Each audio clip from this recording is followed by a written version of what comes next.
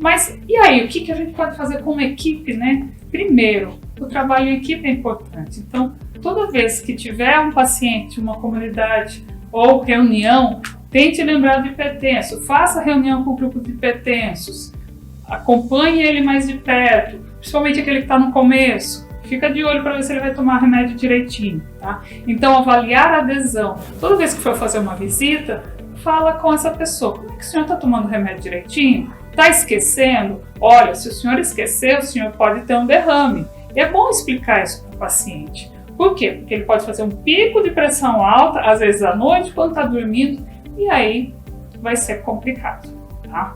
Então, tanto trabalho em equipe, orientando, todo mundo fazendo a sua parte, tá? Avaliar então como esse paciente está usando o remédio direitinho. Toda vez que for fazer uma visita, meça a pressão dele. Tá? Medir a pressão é um item muito importante. E faça um diário desse paciente, se possível. Anote numa folhinha. Seu João, no dia 12 de julho, pressão estava 135 por 82. Tá ótimo, tá?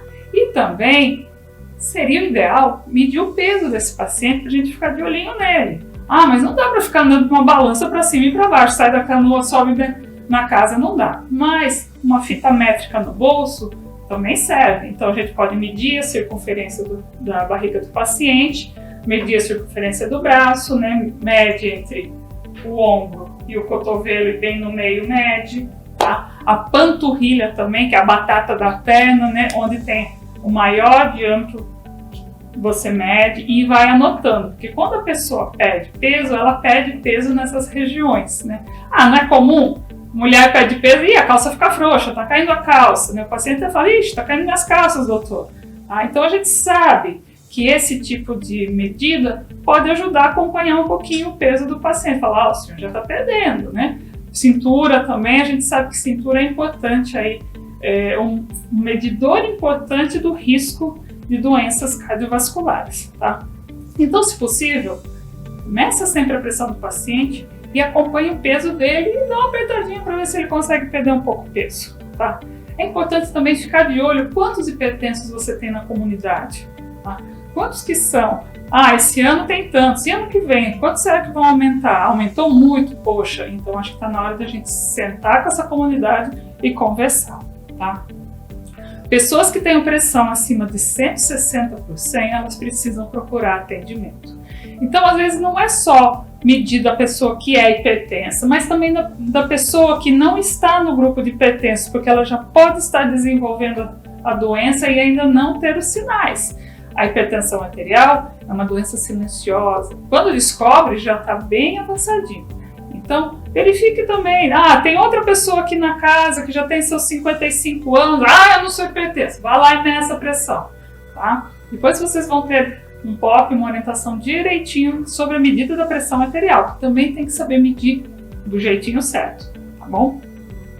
Tem que orientar a família, sabe? A gente tem que falar para a família, olha, se ele não tomar o remédio, pode ter problema e um dos principais problemas é o AVC. E tem outros da hipertensão.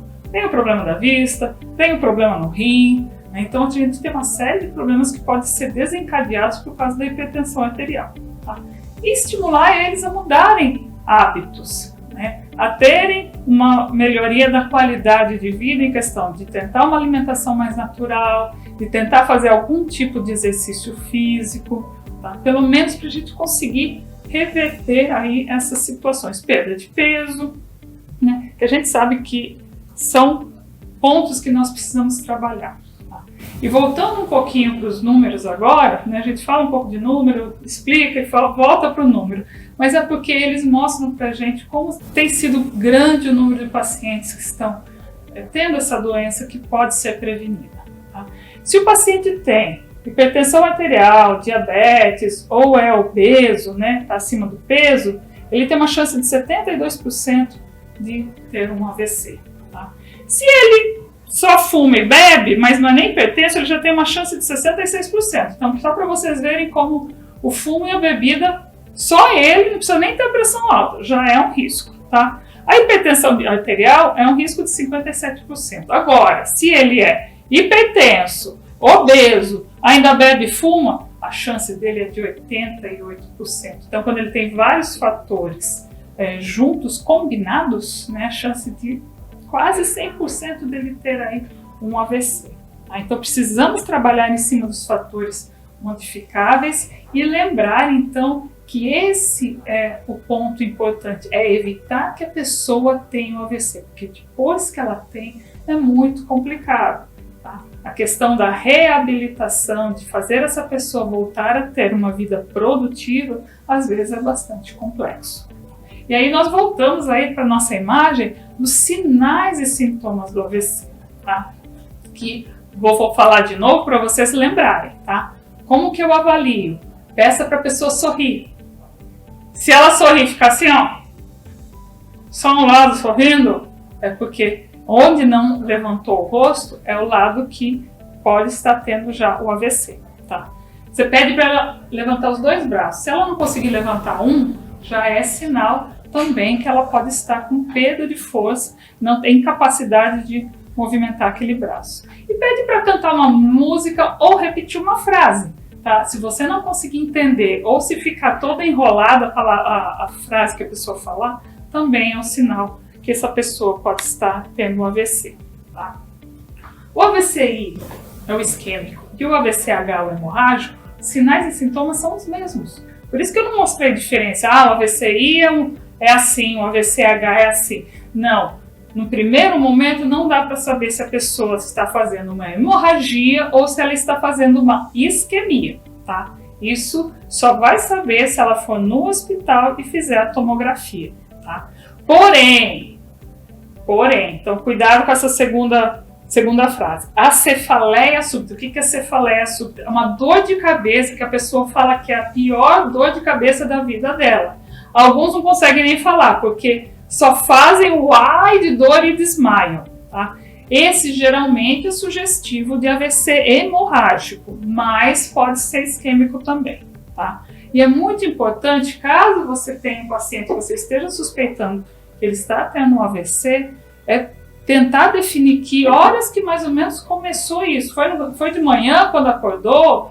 Foi perto do almoço? Só para ter uma ideia do horário do início dos sintomas, tá? E aí você vai avaliar aquilo que eu falei. Sorria, tá? Abrace, levante os braços e cante uma música ou fale uma frase. Esses itens que são os dos sintomas é o que a gente chama de escala de Cincinnati, que eu vou mostrar para vocês aqui. É uma escalinha muito simples, né? Que é a mesma coisa. Pede para a pessoa dar um sorriso. Se ela sorrir e não tiver alteração, os dois lados do rosto está igual, então é normal. Ah, não, ela sorriu, mas só um lado do rosto subiu, o outro ficou do mesmo jeito, então é alterado, tá? Pede para a pessoa levantar os braços. Se ela levantou os dois braços, é normal. Se ela não conseguiu elevar um dos braços, então ela tem o que a gente chama de perda de força, então é alterado.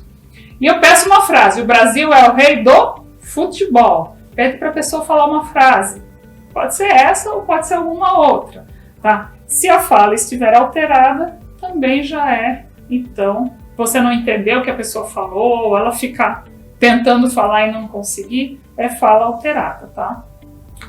Um desses itens alterado já é considerado suspeita de AVC, tá bom? Então, claro que cuidado com os pacientes que gostam de beber, né? Porque ele também vai ficar, às vezes, com a face toda deformada, às vezes não vai conseguir levantar os braços e aí é complicado, né? Mas a gente sempre tem um risco e a gente sabe que esses pacientes também têm risco de fazer AVC, tá? O que eu posso fazer? Bom, como eu não sei se é sangramento ou se é isquemia ou se é falta de sangue no cérebro desse paciente, a conduta que o Ministério da Saúde pede leve esse paciente assim que puder a um serviço de atendimento, verifica a PA, a pressão arterial dele, tá? E tem uma coisa, a maior parte, e assim, chega a 80% dos AVCs são por isquemia, não é por sangramento, tá? Então, chega a ser mais de 80% dos AVCs são por falta de sangue no cérebro.